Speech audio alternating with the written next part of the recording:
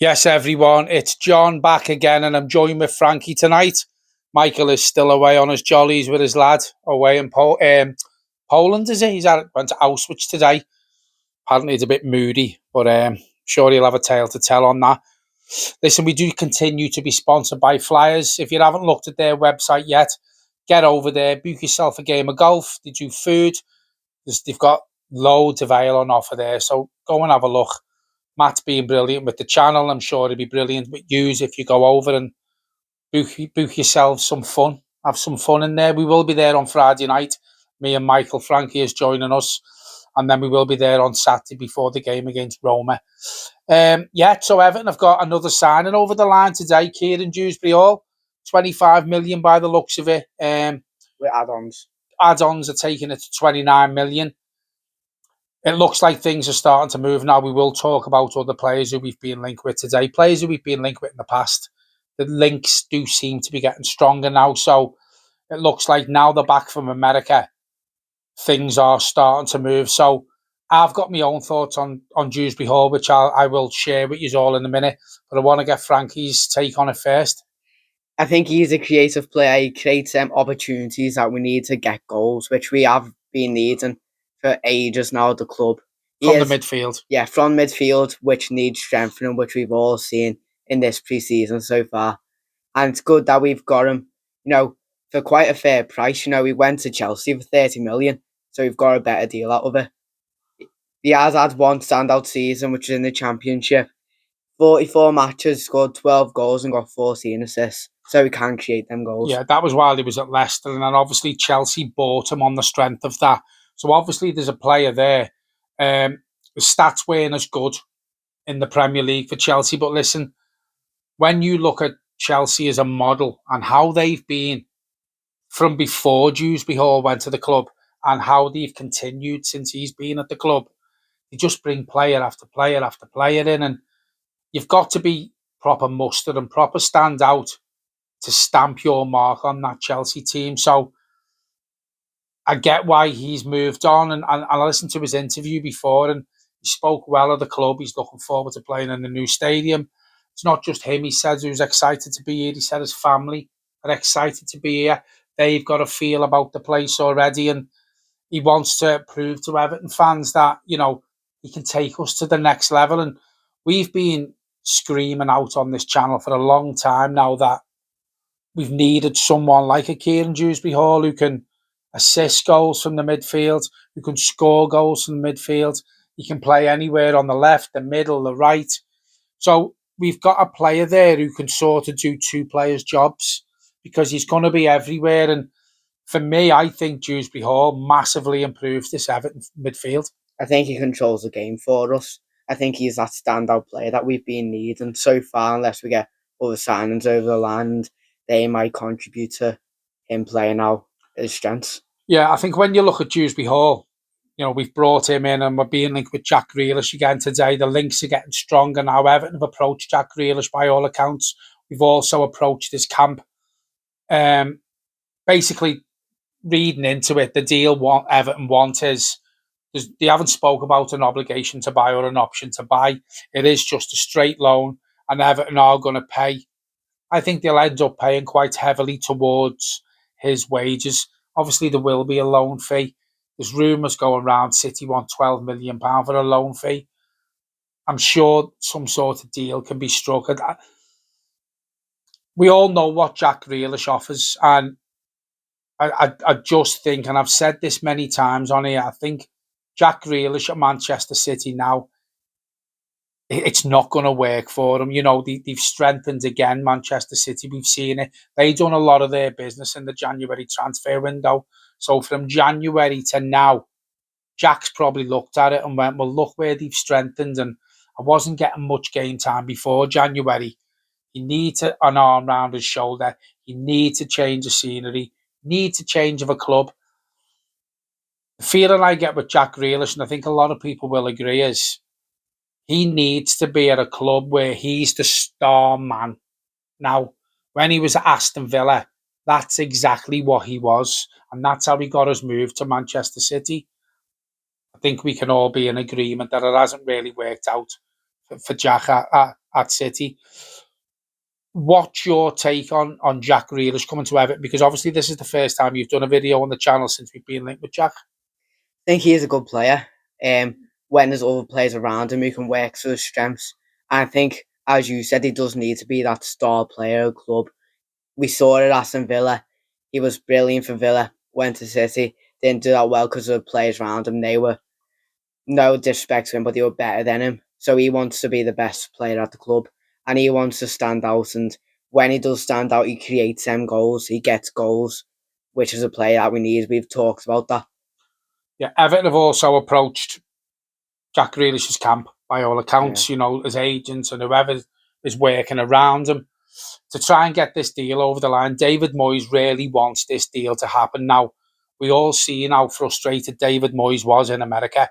We see in the interviews that he was saying, we've tried, but we haven't got the players over the line. And basically, players were saying no to us. And the players that we were linked with, and it hurts me to say this, you can't really blame them because all they've got to do is look at what Everton were over the last 2 or 3 years, and we're not attractive to the likes of your Malik Fofanas and your Douglas Luiz. That's another one we've been linked with again today. He's been strongly linked with Notts Forest as well. But I just think now we have to start getting it. It's all right with all these links, and it's all right approaching the players, and it's all right approaching his agents and his club. Everton need to start getting these deals over the line. We've done it with Dewsbury-Hall today. They are pushing for Jack Grealish, by all accounts, really, really strong. I think the Jack Grealish move is a move that we need to get done. Yeah. Because there's other clubs interested, and James Maddison, for example, is injured now. It looks like he's out for a long term. Spurs are probably going to look at Jack Grealish, and I said this on the video last night. They just recently had a baby, so hopefully Jack won't want to up sticks from the northwest, and his family is settled here. And he will pick Everton because I think it's quite exciting, and it could be quite exciting when you've got the likes of Jack Grealish, a Kieran Dewsbury-Hall, and an Iliman and Die. I mean, that is quite frightening for the opposition. Added to that as well, by all accounts, Everton, I think there's a £4 million difference between Everton and Southampton now for Tyler Diblin. Now, if we could get Diblin over the line, Jack Grealish over the line, we've brought Kieran Dewsbury-Hall in, and Iliman and Die. That is a midfield that wins games. Well, it's a midfield that, and here's me saying again, it gets bums off seats. And when was the last time we had a midfield where you could go, wow? And if we had them 4 players, even if we don't get Diblin over the line and we've got Kieran Dewsbury-Hall and Jack Grealish and Iliman and Die, it's still a wow midfield compared to what we've been used to in years gone by. So I wanted to ask you going forward, Frankie, obviously we've got one more pre-season game left and we all watch the pre-season games. What do you want to see now going forward? I think, I know you're going to state the obvious, but I want to get your take on how the players who we're being linked with and the players we've brought in will improve us from what we've seen in pre-season. Not bringing Tyler Diblin. I think he's too much money for an Everton squad. We could get, I know you might not like this, but a Ben Doak. He's quicker. I think he's a better player than Tyler Diblin as well. But we do need, I think we need a right winger. We need two. We need two, yeah. We need, I think you said this to me, another striker. Because Barry, I don't think he's ready yet. And we just need some formality. It's been loads of rumours. It's all right having rumours. It's getting the players over the line though. And there's been rumours about Ndiaye. There's a lazy rumour. I wouldn't take that notice of that. Oh.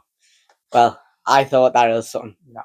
So yeah, I think we do need to sell another player because we need balance of money as well.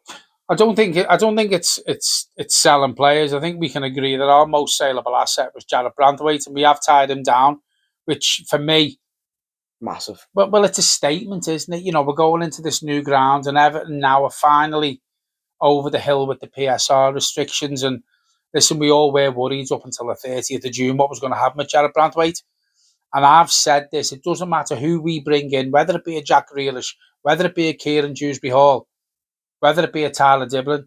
For me, the best transfer business Everton have done in this transfer window was tying Jarrad Branthwaite down. He's a future England captain coming, in my opinion. He's a future Everton captain.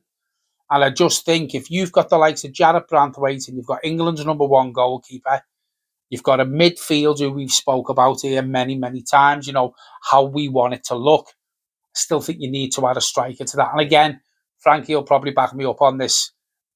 He's not slagging Tierney Barry off. No, I didn't last night when we done a video. I just don't think he's ready for the Premier League, and you can't count on Beto. Yes, he had a purple patch. Chimiti, I think he goes out on loan. So we need a striker. And then if you look at teams gone by, the successful teams in the Premier League for years gone by, there was a spine of a team. So you had your goalkeeper, you had your centre-halves, you had your midfield, and you had a striker. It was right through the middle. Now, if we can bring these players in who we're being linked with, added to Jordan Pickford, added to Jarrad Branthwaite, added to Ndai, added to Kieran Dewsbury-Hall, we can just get that striker who guarantees you 10, 12, 15 goals a season. You've got the spine of your team through the middle. After Jack Grealish, do you think Everton are going to use the loan market, or do you think we're going to have to use it? Because rumour has it there's £150 million to spend. I've seen something today. I think the players we brought in adds up to 72 million. Right, so you've spent half, but it looks like Southampton want £50 million for Kieran Dewsbury-Hall. So that doesn't leave you at Tyler Diblin. So that doesn't leave you at much, does it? If for Tyler Diblin, what's your take on it now? If you're David Moyes and if you're the Freakins, do you still push for this move, or if you're not getting no wiggle room off Southampton, do you walk away? I walk away personally. I think they want too much for a player like him. He didn't score his main goals as the money makes out. Yeah. I think they're messing with us. I really think they are. So I think we go for another player who's actually worth the money that they want, and then look at their loan moves. Well, me and Michael said that last night. He's 19 years of age and his stats aren't great. And it's obvious that Southampton don't really need the money. They don't need the money, otherwise they would have sold him. They would have agreed a fee with Everton. By all accounts, he is training on his own. He's having non-contact training. So there might still be a deal to be done because obviously, Southampton don't want him to get injured. So he is training on his own. So the move still might have legs in it, and I just think we play Leeds a week Monday, the first Premier League game of the season. We've got Kieran Dewsbury all over the line.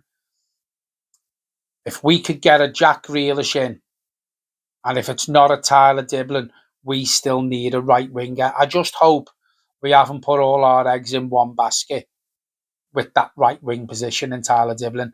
Because for me, we said this last night, we probably need two. We need two wingers. We've got absolutely nothing on that right-hand side whatsoever. Yeah, listen, short video tonight. It's the same people who are getting the headlines, aren't they? Kieran Dewsbury-Hall's over the line now, so that one will obviously go quiet. I think Jack Grealish will be talked about for the rest of this week. It'll be lovely to see a Jack Grealish. Millsy put a voice note into our WhatsApp group before.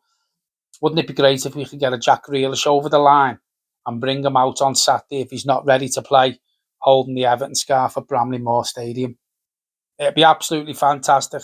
That'd give the fans a lift. And listen, a player like Jack Grealish, whatever club he goes to, if it's not Everton, I think he'll give the whole fan base a lift because we know what he's capable of. I just hope if he comes to our club, we can get the Jack Grealish from Aston Villa. Yeah. Anything else to add? I think we need a right back. Well, yeah. Because we saw that Asno and he's a left back. Yeah, I think, to be honest with you, I think the likes of your right back, we said on here, that's probably going to be one of the loan options. Yeah, I think a loan option. I think we spend money on a right winger. I also think we bring a right winger on another loan option. Might even get a striker on loan, depending on how much we have to pay for Diblin. if we do get that over the line. Listen, we are going to leave it there. Michael will be back tomorrow with me. For any news, don't forget we are in Flyers on Friday night. Frankie is joining us. Michael's there. A couple of our friends are coming down. So if you are passing, if you are at a short store on Friday night, come and see us. We probably will be there from about 5, 6 o'clock for a couple of hours. And then we will be there on Saturday before the game, probably from 11 o'clock onwards. I think Flyers opens at 10 o'clock, if I'm not mistaken. So get yourself down there, get yourself over to the website. As I said before, book yourself some food, book yourself a game of golf. Sure, Matt and the staff will look after you down there. Because as I said, they've been fantastic with us.